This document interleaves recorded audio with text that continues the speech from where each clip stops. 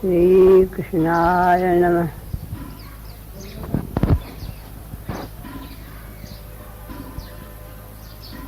अथ प्रथमोऽध्यायः।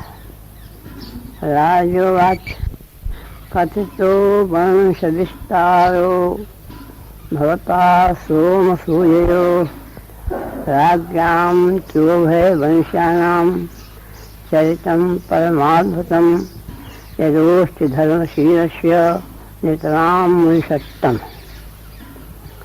राजा परीक्षित परमहंस परिव्राजकाचार्य श्री सुखदेव जी से कह रहे हैं, हे मुनिषट्टम, संबोधन है, हे मुनि श्रेष्ठ, आपने चंद्र और सूर्य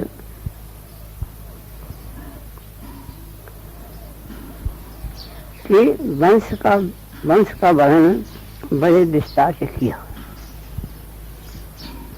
और दोनों वंशों में जो राजा उत्पन्न है उनके परम अद्भुत चरित्र आपने कहे, तथा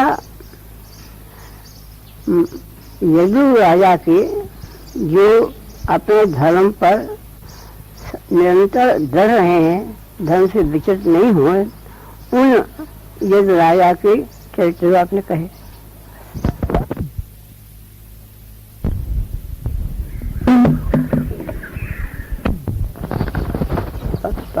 सेनातीर्णस्य विष्णुर्वीर्याणि संशयः।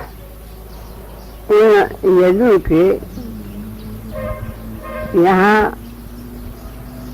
विष्णु भगवान ने अपने अंश बलराम जी के साथ अवतार धारण किए, तो उनके चरित्र आप कृपा करके सुनाओ है। राजा अब प्रार्थना कर रहे हैं,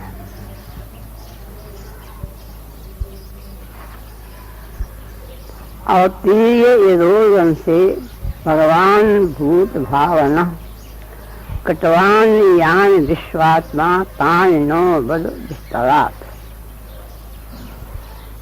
यदुवंश में भगवान ने अवतार धारण किया। वो भगवान जो प्राणी मात्र के परम हितैषी हैं, जो समस्त विश्व में व्याप्त हैं, वही भगवान यदुवंश में आके अवतार धारण किया और अनेकन चरित्र लीलाएं की। उन लीलाओं को, उन चरित्रों को आप हमसे कृपा करके सुनाओ है। यहाँ एक बात पर विचार की है,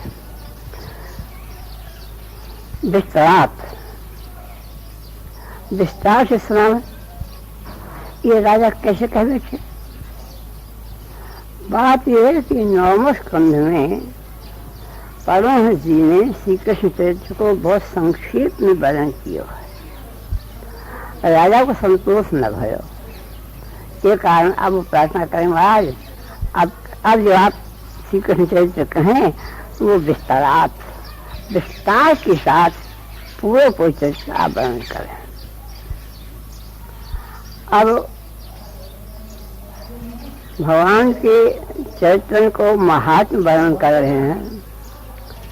निवृत्त तरसई उपगीयमानात् भगवो सदा छोट मनोभिरामात् कौतमश्लोक गुणानुवादात् मान विरज्येत विना पशुनाथ। यह संसार में 3 प्रकार के मनुष्य हुए हैं, एक सिद्ध, एक साधक, एक विषयी। इन तीनों को ही भगवान के चरित्र सुनने की इच्छा है। आपको वर्णन कम सा वर्णन करने हैं कि निवृत्त तरसई, जिनकी तृष्णाएं समस्त निवृत्त हो चुकी हैं, जिनकी तृष्णाएं समस्त निवृत्त हो चुकी, न कोई कामना है, न कोई वासना है, न कोई तृष्णा है, वो सिद्ध पुरुष। उपगीय महाराज वो सिद्ध पुरुष हो आपके चैतन्य को गाना है। और दूसरे हैं साधक, भवसागर, जो भवसागर से पार होना चाहें, बहुत सारे रोग से छूटना चाहें, उनके लिए ये आपका चरित्र औषधि रूप में वो एक बड़ा विषय है। अब तीसरे है विषयी, वो और न सही तो आपके चरित्र को सुन के उन कान में उनको सुख मिले और मन का प्रसन्न हो। अर्थात तीनों प्रकार के प्राणी के लिए भगवान का चरित्र सबके लिए चमत्कारी है। हाँ, एक बात है, जो पशु घातक है अर्थात पशु हिंसा करते हैं जैसे कसाई आदि का, वो अधिकारी नहीं। यहाँ यह वाक्य में कोई दो अर्थ कर रहे हैं। एक ये अर्थ कर रहे हैं कि मानव जीवन पाए के इतना उत्तम पवित्र वस्तु पाए के और फिर जो अपनी का आत्मा का उद्धार नहीं कहें वो आत्मघाती है, वो यह चरित्र के अधिकारी नहीं है। अब राजा वर्णन कर रहे हैं कि भगवान मैं कैसे कहूँ, हमारे तो पूर्वज इन्हीं के आश्रित रहे, उनकी रक्षा सब प्रकार से श्री कृष्ण ने की। महाभारत युद्ध में कौरवन की इतनी विकट सेना ही एक महासागर के समान जो काऊ प्रकार से कोई पार नहीं कर सके। ताऊ में भीष्म पितामह आदि ऐसे तिमिंगल जीव है जो सबको खा जाए। अब ऐसी दिशा में बहुत सारा उपाय होना बहुत दुष्कर हो, परंतु हमारे वाक्य है कि यत प्रवाह श्री कृष्ण ही उनके प्लव शब्द है संस्कृत में, जो नदी से पार करा दिए। श्री कृष्ण ही उनको पार कराए, वही उनको सब प्रकार से सहायता दी, तब कौरवन से पांडव हमारे पूर्वजन की विजय भई। हमारे पूर्वजन की सहायता करते आए हैं। खैर ये तो है चुकी। अब मैं अपनी बात कहूँ कि द्रोण्यश्च विपुलश्चमिदं मदंगम संतान बीजं कुरु पांडवानां युगोपकुक्षं गतरात चक्रो मातुश्च मेयः शरणं गताया।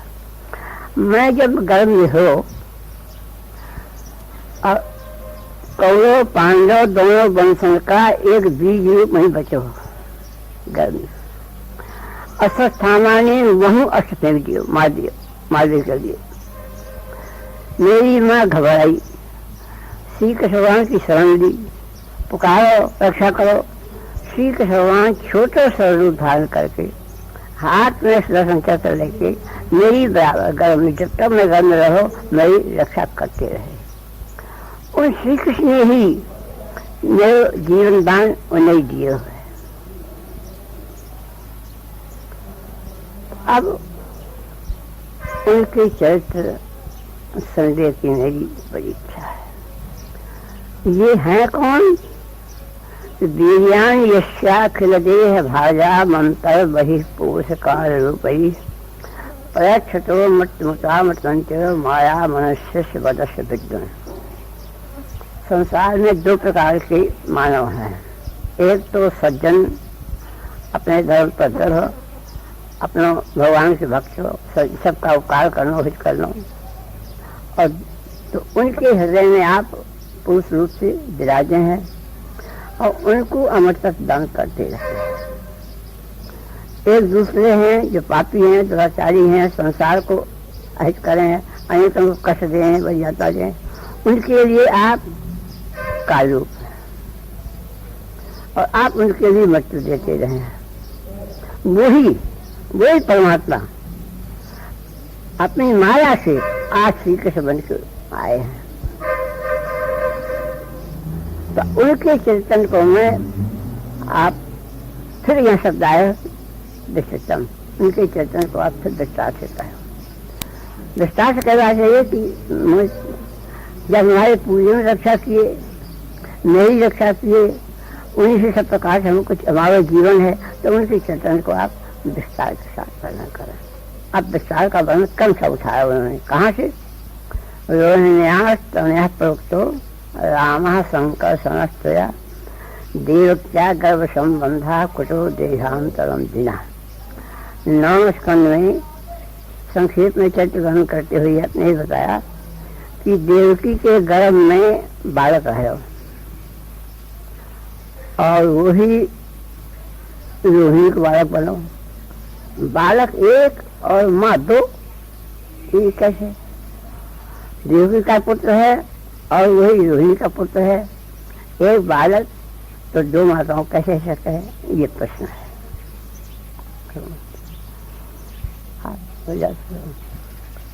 कस्मान मुकुंदो भगवान तत्पर गेहाद भजंगता कवासं ज्ञात ही साधम कटवान साताम पति।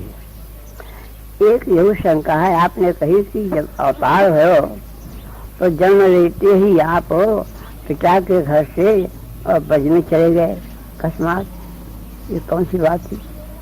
ये पिता का छोड़ बाल काल में ही ब्रज में जाना पड़ा। अपने वंशवालों के साथ आप इतने दिन कहाँ रहे, ये वर्णन करें। बजे वसंत मकरोन मधुपुरियान केशवा भ्रातरम चावधीत कंसम महातम। ब्रज में आप रहे तो जितने दिन ब्रज में आप रहे तो कौन कौन सी लीलाएं थी उनको आप प्रदान करें। ब्रज से फिर आप मथुरा में चले गए तो मथुरा में आप कौन कौन सी लीलाएं थी, और फिर आप द्वारकापुरी चले गए तो वहाँ आपने कौन कौन सी लीलाएं थी। इन सब लीलाओं को आप विस्तार के साथ कौन सा वर्णन करें। और एक बात आपने यूँ कही कि कौन सा है मामा, और श्री कृष्ण ने वाक्य है कि माता के भाई को श्री कृष्ण ने वध किया, तो माता को भाई को श्री कृष्ण ने कैसे मार दिया? तो ये तो काम अनुचित है, कैसे हुआ? प्रश्न नहीं सब लीला सभी सुनना चाहे, ये कारण ये प्रश्न कर चल गया है। देहम मांस मासत्य कद वर्षान विष्णु भी यदि पुर्याम सहावासी पटना कट्टवन प्रभो। मनुष्य शरीर धारण करके आप ब्रज से मथुरा गए, मथुरा से द्वारकापुरी गए। द्वारकापुरी में अपने वंशियों के साथ वहाँ रहे। कितने दिन रहे और आपके कितने विवाह है, ये आप सब वर्णन करें।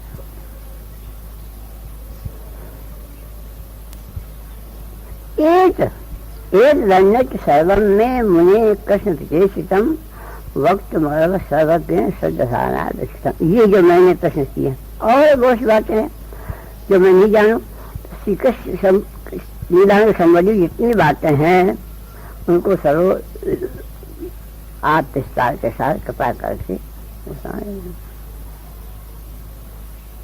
विस्तार साथ वर्णन करें।